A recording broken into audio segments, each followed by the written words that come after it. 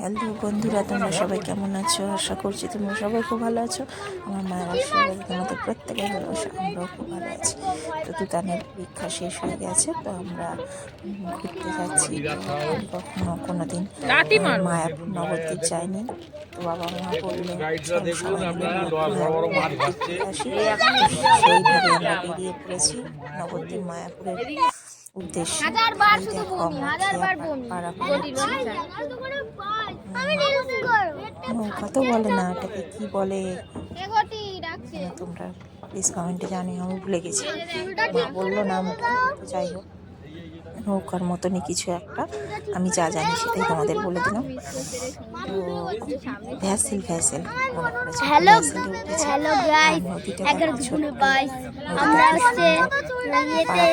দেখুন নবদ্বীপে এসে এখান থেকে নৌকা ধরে যেতে অবশ্যই নবদ্বীপে মানে কি জানো মায়াপুরে যাবো।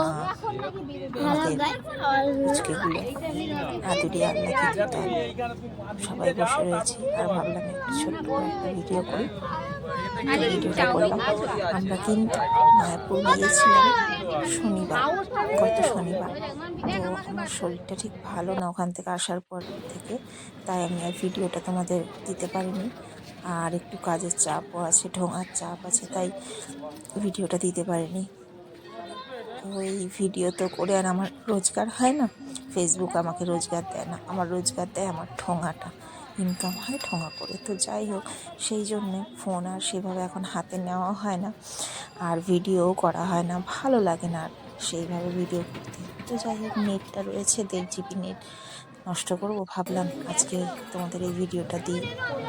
তো এই যে আমরা মায়াপুর ঘুরতে চলে গেছি। দেখো, প্রথমে আমরা হোটেলে গিয়ে উঠেছিলাম, ওখানে গিয়ে একটু খাওয়া দাওয়া করে তারপরে বিকেলেই সন্ধ্যা হতে হতে আমরা চলে গেলাম মায়াপুরের উদ্দেশ্যে। কত সুন্দর জায়গাটা! তো মানে শনিবার দিন মায়াপুর ঘুরে আবার রাত্রিবেলা হোটেলে চলে আসি আমরা। এবার সকাল 9টার সময় রুম ছেড়ে দিই, দেওয়ার পর আমরা বেরিয়ে পড়েছিলাম নবদ্বীপের উদ্দেশ্যে। তো নবদ্বীপে গিয়ে টোটোওয়ালাদের সঙ্গে বাবা কন্ট্যাক্ট করে নিল, ওরা বললো আমরা 8টা স্পট দেখাবো, 500 টাকা। যাই হোক, তো আমাদের প্রথম ওরা দেখালো এইটা যে তোমরা হচ্ছে বৃন্দাবন নাকি সেই। তো এই যে মন্দিরটা এত ভালো লেগেছে, মানে 500 টাকাটা উসুল হয়ে গেছে এই আর বাকি যে 7টি মন্দির একদম গায়ে গায়ে 2 পা হাঁটলে। তো সেগুলো তোমরা আস্তে আস্তে দেখো, নামগুলো আমার অতটা ঠিক মনে নেই, এক একটা মন্দিরের এক একটা নাম, কিন্তু এই গুপ্ত বৃন্দাবনটা ভীষণ ভালো লেগেছে। দেখো, অসাধারণ লেগেছে এই গুপ্ত বৃন্দাবনটা। এই দেখো, প্রত্যেকটা একটা একটা করে নাম। যাই হোক, প্রথম গেলাম, ভীষণ ভালো লাগলো। নিমাই সন্ন্যাস, এটা কি লেখাটার পড়া হলো, এখানে না এলে মিস করতাম অনেক কিছু। ভীষণ ভালো লেগেছিল তো বৃন্দাবনটা। এবার আস্তে আস্তে তোমরা একটা মন্দির তোমাদের দেখাই, রাধাকৃষ্ণ মন্দির। আর সত্যি মায়াপুর নবদ্বীপে যে এত সুন্দরভাবে রাধাকৃষ্ণকে মানে অনুভব করতে পারবো, তাদের স্মরণ করতে পারবো, তাদের দর্শন করতে পারবো, স্বপ্নেও ভাবিনি।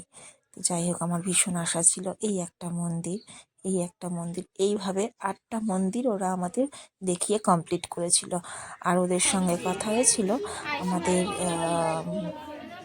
এই স্টেশনটা, দাঁড়াও, বিষ্ণুপ্রিয়া স্টেশনে আমাদের নিয়ে যাবে। তো সেখানে নিয়ে গিয়েছিল ঠিকই, কিন্তু ওখান থেকে আমরা ট্রেন পাইনি, জানো তো। একটা ট্রেনটা 3:30 আসবে, আর আমাদের 3টে। তো এই যে 3জন দেখতে পাচ্ছ ভীষণ দুষ্টু, সেই কারণে আমরা আবার ব্যাকে এসে আমরা নবদ্বীপ থেকে ট্রেন ধরি। আর এই যে তার ফাঁকে আমরা প্রত্যেকে একটু একটু করে ফটো তুলে নিয়েছিলাম, সেই ছবিগুলোই তোমাদের সামনে তুলে ধরলাম। তো তোমরা দেখতে থাকো, 3 বোন, মা আর আমাদের 3টে ছানাপোনা, গোপাল গোপালবাবু। তো আমার বাবু তো একদমই ফটো তুলতে ভালোবাসে না, ওকে 1000বার ডাকলেও ও একবার গিয়েও কিন্তু ফটো তোলে না। ও একদমই ভালোবাসে না, লজ্জা পায় ভীষণভাবে। তো যাই হোক, আমরাই তুলে নিলাম। তো সেই ছবিগুলো কিছুটা তোমাদের সঙ্গে শেয়ার করলাম, দেখো তোমরা। আমার মাকেও কত সুন্দর লাগছে, দেখো এই আমার মা, কেউ বলবে না কিন্তু যে ইনি আমার মা। আমরা 4জন যতক্ষণ একসাথে বেরোই, 3 বোন আর মা, তখন কিন্তু প্রত্যেকে ভাবে আমরা হয়তো 4 বোন, কেউ বুঝতেই পারে না যে এটা আমার মা। আমার বাবুর আর আমার বয়সের ফারাকটা যেরকম খুব বেশি না, আমার মার সঙ্গেও কিন্তু আমাদের বয়সের ফারাকটা খুব বেশি না। এই দেখো গোপালবাবু, আমার মেজো বোন, ছোট বোনের মেয়ে আমি, আমরা প্রত্যেকে, এটা আমার মণি মানে আমার ছোট বোনের মেয়ে, গোপালবাবু আমি, এইভাবে সবাই আনন্দ করে একটু ছবি টবি তুললাম। আর সব থেকে বেশি ভালো লেগেছে এই কপালে তিলকটা পরে, কারণ এটা তো কোনোদিন পরা হয়নি। ভীষণ আশায় ছিলাম যে নবদ্বীপ মায়াপুর যখন যাব, সবার মতন আমি ভিডিওতে দেখেছি প্রত্যেকে যারা নবদ্বীপ মায়াপুর যায় তারা প্রত্যেকেই এইভাবে গলায় মানে কপালে তিলকটা কাটে। আমার ভীষণ ভালো লাগে ওটা। তো বেশি মজা পেয়েছি, বেশি আনন্দ পেয়েছি মায়াপুর নবদ্বীপে গিয়ে কপালের এই তিলকটা। আর এই দেখো তোমাদের একটা রঙ্গোলি দেখাই, এই রঙ্গোলিগুলো কিন্তু মায়াপুরের প্রত্যেকটা রাস্তায় রাস্তায় মহারাজরা এঁকে রেখেছেন, কত সুন্দর তাদের হাতের কাজ, অসাধারণ। দেখো, চোখ জুড়িয়ে যায়, মনে হয় না যে ওখান থেকে সরে আসি। প্রত্যেকে ভিডিও করছে, তাই আমিও একটু ভিডিও করে নিলাম। ফুল দিয়ে আর আবির দিয়ে অসাধারণ হাতের কাজ। তো এই বজরংবলীর মন্দির, আর এই বজরংবলী এই রাধাকৃষ্ণর মন্দিরটায় একটা জিনিস দেখে আমি অবাক হয়ে গেলাম। এই রাধাকৃষ্ণর মন্দিরের ভেতরে কত কুকুর রয়েছে, প্রায় 7-8টারও বেশি কুকুর।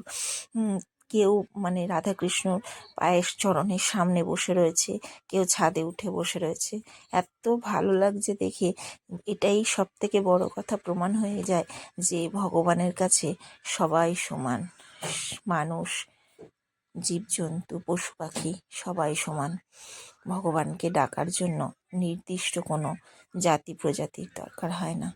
তো যাই হোক, আমার ভিডিওটা ভালো লাগলে প্লিজ লাইক, কমেন্ট, শেয়ার করে পাশে থেকো। টাটা, শুভরাত্রি।